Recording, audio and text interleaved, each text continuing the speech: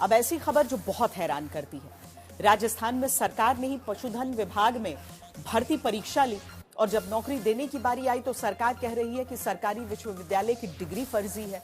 उन कॉलेज को सरकार फर्जी कहने लगी जहां सरकारी काउंसलिंग से ही दाखिला मिला, जहां छात्रवृत्ति का पैसा तक सरकार ने दिया।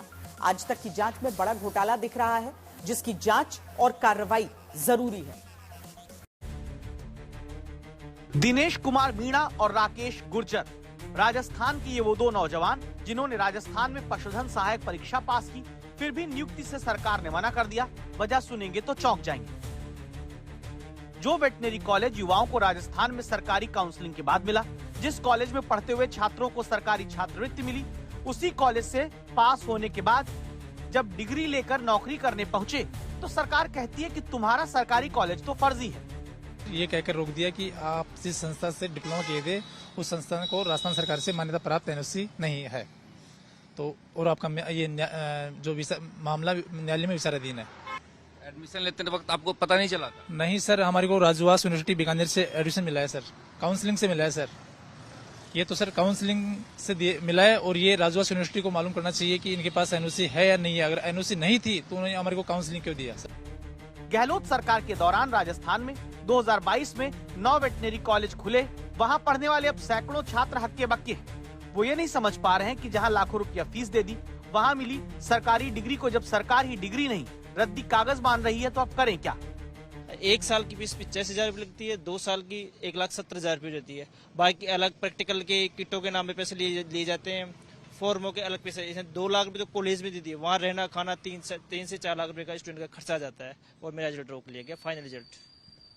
छात्रवृत्ति मिली थी? छात्रवृत्ति राजस्थान सरकार से मेरे को छात्रवृत्ति मिली थी, 30,800 रुपये मिली थी मेरे को। उसमें नहीं देखा कि मान्यता है कि नहीं? उस समय क्यों हमको तो यूनिवर्सिटी अलॉट करती है, यूनिवर्सिटी अलॉट करती है तो जब गवर्नमेंट यूनिवर्सिटी अलॉट कर रही है तो स्टूडेंट जाएगा पढ़ने के लिए, ट्रस्ट विश्वास करके जाएगा। अंधेर नगरी का सबूत अब आप तक लाकर सरकार को जगाने के लिए खबरदार करने आज तक संवाददाता शरद कुमार निकले। सिद्धार्थ वेटनरी कॉलेज जयपुर पहुंचे। कॉलेज के नाम पर एक क्लर्क बैठा था, प्रिंसिपल से लेकर चपरासी तक सब कुछ यही क्लर्क है। दरअसल ये कॉलेज नहीं, सरकारी डिग्री बांटने का अड्डा है। 1 दर्जन कोर्स कागजों पे कराया जा रहा, वो भी राजस्थान सरकार की यूनिवर्सिटी और संस्थान के नाम पर। देखिए ना, फार्मेसी, पैरामेडिकल, वेटनरी, सबकी डिग्री यहाँ बट रही है।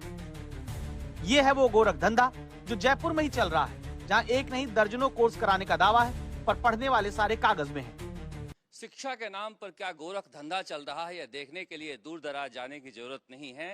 राजधानी जयपुर में देखिए किस तरह से यहाँ पर डिग्री बांटने का गोरख धंधा चल रहा है, जहां पर सिद्धार्थ, सर्वोदय, गौरव नाम से इतने सारे कॉलेज इंस्टीट्यूट बने हुए हैं, जहां पर हर तरह की डिग्रियां आपको मेडिकल साइंस से जुड़ी हुई दिखाई देंगी। ये देख लीजिए, ये कॉलेज है जहां पर आपको न कोई प्रिंसिपल दिखाई देगा, न कोई डायरेक्टर, न टीचर, बस छात्र हैं बड़ी संख्या में जो कागजों में एडमिशन है और फिर वहां से मोटी रकम लेकर यहाँ पर सर्टिफिकेट देने का, डिग्री देने का काम किया जाता है।